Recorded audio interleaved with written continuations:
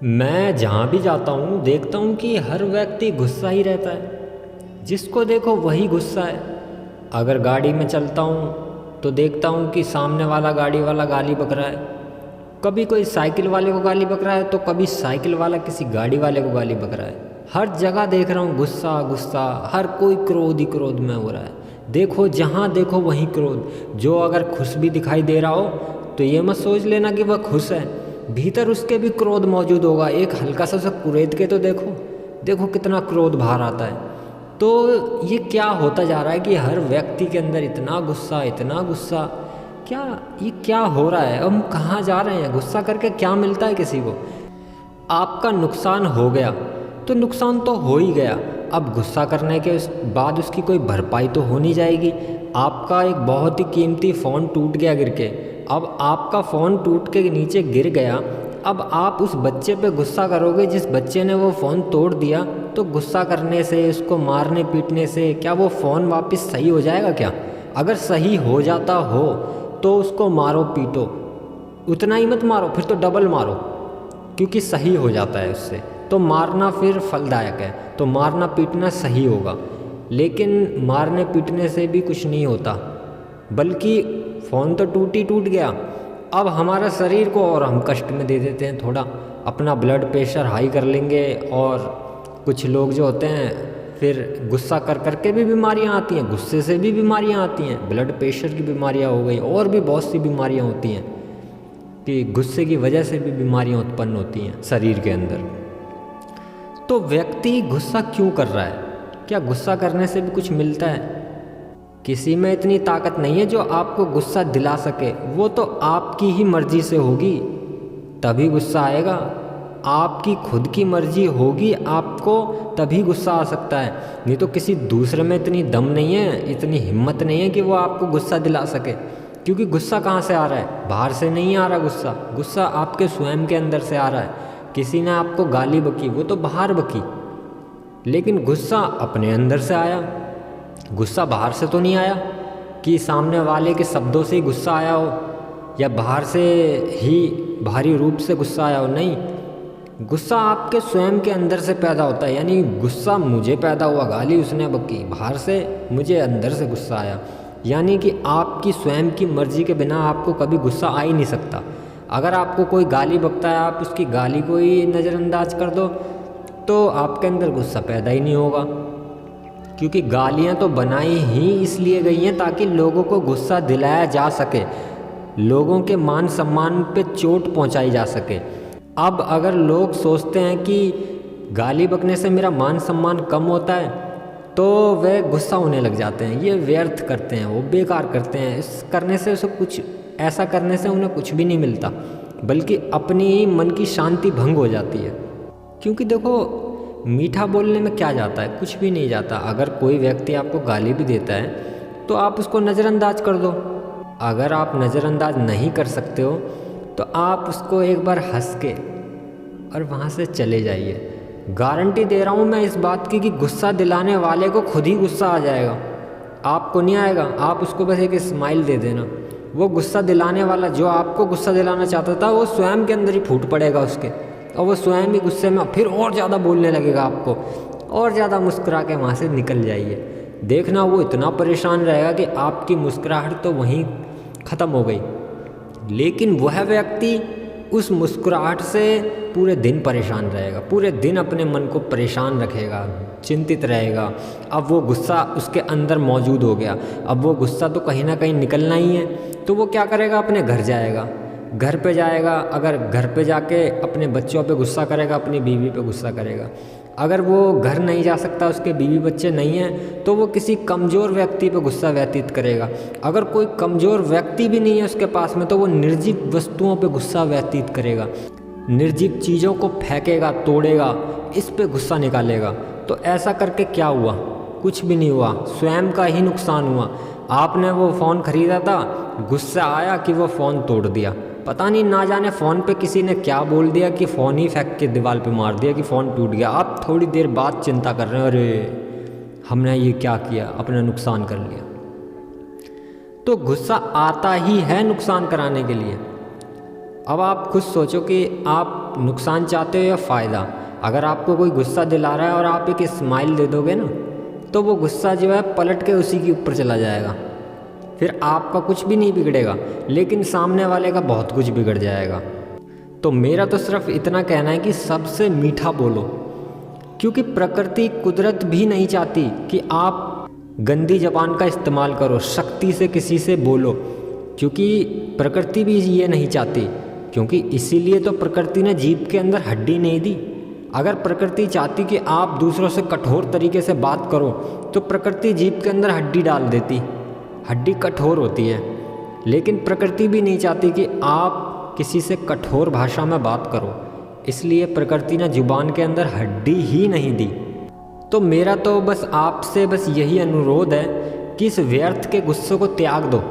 इस गुस्से में कुछ भी नहीं रखा। गुस्से में हम अपना और कभी कभी दूसरों का नुकसान कर बैठते हैं, और कुछ नहीं होता, इससे नुकसान ही होता है। जहाँ भी गुस्सा देखोगे वहाँ नुकसान ही होता है।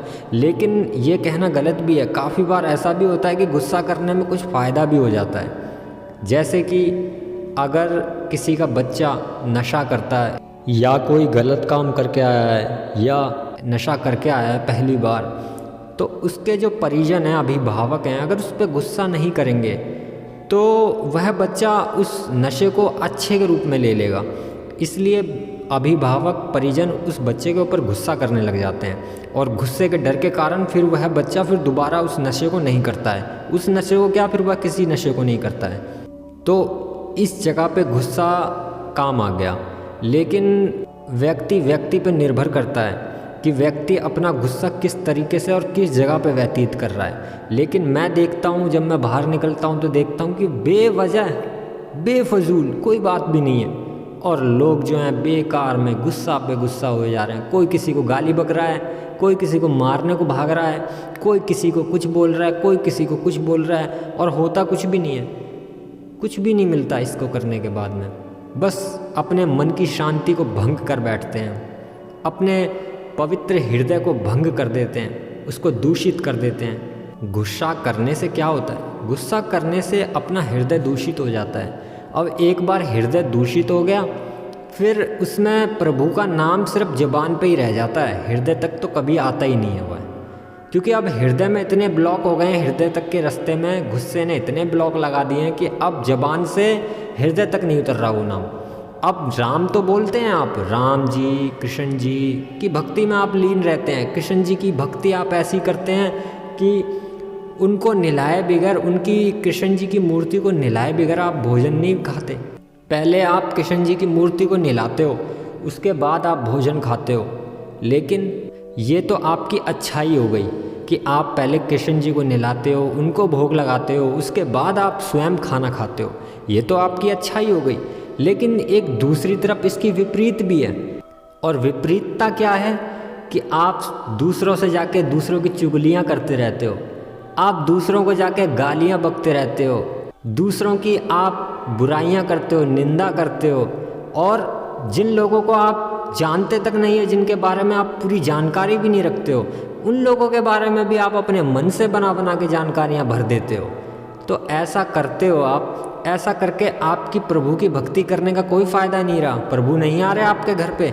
आप जिस मूर्ति की पूजा कर रहे हो वो स्वयं सिर्फ मूर्ति रह गई। अब मूर्ति भी नहीं रह गई, वो पीतल का टुकड़ा हो गया अब, या पत्थर का टुकड़ा मान लो। अब वह सिर्फ एक टुकड़ा मात्र रह गया है, वह आप वस्तु बन गया एक। अब उनके अंदर भगवान उतर के नहीं आएंगे आपके लिए। वैसे कहा जाता है कि भक्ति में इतनी शक्ति है कि पत्थर को भी भगवान बना दे। ये भक्ति में शक्ति होती है। लेकिन हम क्या कर रहे हैं? एक तरफ तो हम भगवान को निला रहे हैं, धुला रहे हैं, उनकी पूजा पाठ कर रहे हैं, उनको स्नान आदि करा रहे हैं, उनको भोग विलास लगा रहे हैं, और दूसरी तरफ उनको भोग लगा के सीधे बाहर निकल रहे हैं और रास्तों में औरतों के संग में बैठ बैठ के चुगलियाँ कर रहे हैं। आज के ज़माने में औरत लोग जो हैं वो मर्दों का भेष बना के घूम रहे हैं। इन लोगों से सावधान रहना चाहिए। ये औरतों को बदनाम करते हैं। होते तो मर्द हैं भौतिकी रूप से, लेकिन मानसिक रूप से पूरे औरत होते हैं। जैसे औरत होती है ना कि एक दूसरे की चुगली किए बिगर उनका पेट नहीं भरता। जब तक वह अपने अहंकार की सेकी ना हाँक लें, कि मेरे घर में फलान चीज़ है, मेरे घर में ढिकान चीज़ है, जब तक उनका पेट नहीं भरता, जब तक उनका दिन नहीं बनता। तो ऐसे ही व्यक्ति मनुष्य भी होते जा रहे हैं, आदमी भी होते जा रहे हैं।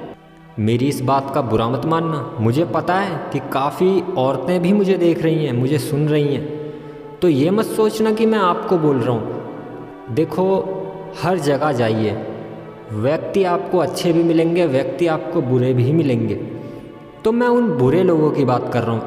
आप अपने ऊपर इन बातों को मत लीजिए, क्योंकि अगर गंदा व्यक्ति होगा, खराब व्यक्ति होगा और यह सब चीज़ें वह करता होगा, तो वह अपने ऊपर इन बातों को जल्दी से ले लेगा, क्योंकि वह स्वयं ही करता है इन चीज़ों को। कोई गलत बात नहीं है। लेकिन जो व्यक्ति नहीं करता है तो उसे कोई फ़र्क नहीं पड़ता, उसे स्वयं को पता है कि मैं नहीं करता। जैसे कि अब उदाहरण के तौर पे आपको समझाऊं तो पुलिस वालों को देखिए। पुलिस वाले जो होते हैं, कुछ पुलिस वाले भ्रष्ट होते हैं और कुछ पुलिस वाले इतने दानवीर होते हैं कि वह लोगों की उल्टी मदद करते हैं। तो अब क्या कहा जाए, पुलिस वालों को ख़राब कहा जाए या अच्छा कहा जाए? भैया मेरी श्रेणी से देखेंगे, मेरी नज़र से देखोगे तो ना तो पुलिस वाले भ्रष्ट हैं और ना ही पुलिस वाले अच्छे हैं।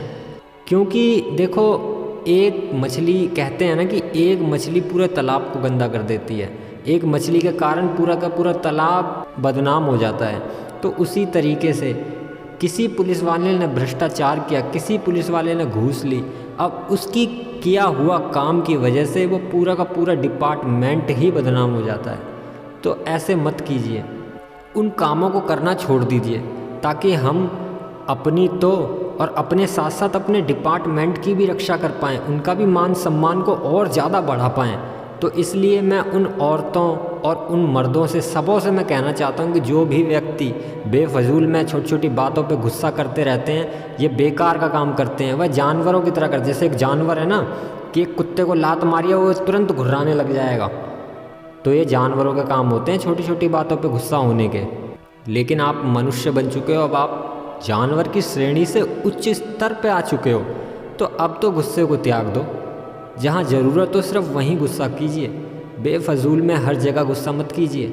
मैंने देखा है लोगों को कि दाल के अंदर अगर हल्का नमक कम पड़ जाए तो नमक डाल के उसकी पूर्ति की जा सकती है, और नमक डाल के पूर्ति कर भी लेते हैं कि वह दाल में नमक थोड़ा कम था, नमक डाल के उन्होंने दाल को ठीक भी कर लिया। लेकिन ठीक करने के बाद भी खाते जाएंगे और बोलते जाएंगे, खाते जाएंगे और बोलते जाएंगे। तो ये ऐसा क्या है? हम सामने वाले को रुष्ट कर रहे हैं, हम उनको गुस्सा कर रहे हैं। किसी व्यक्ति को गुस्सा मत कीजिए, आप कारण मत बनिए गुस्सा होने का। किसी व्यक्ति को आप गुस्सा मत दीजिए। मेरा कहने का मतलब यह है कि किसी व्यक्ति, कोई व्यक्ति अगर गुस्सा हो रहा है तो उसका कारण आप मत बनिए। वह व्यक्ति अगर बेकार में गुस्सा हो रहा है तो होने दीजिए, उसको खूब होने दीजिए, और आप और वहाँ से हट जाइए, आप चले जाइए, नहीं तो आप उसके गुस्से का पात्र हो सकते हो। लेकिन आप कभी किसी के गुस्से की वजह मत बनना, क्योंकि प्रकृति भी नहीं चाहती कि आप क्रोध हो, गुस्सा आए आपके अंदर। प्रकृति ने इसी वजह से हड्डी नहीं दी जुबान के अंदर। तो अब यह आपके ऊपर है कि आप गुस्सा होना चाहते हो बेफजूल में, या आप समझदारी से काम लेना चाहते हो। तो मेरा विचार तो बस यही था। ओम नमः शिवाय।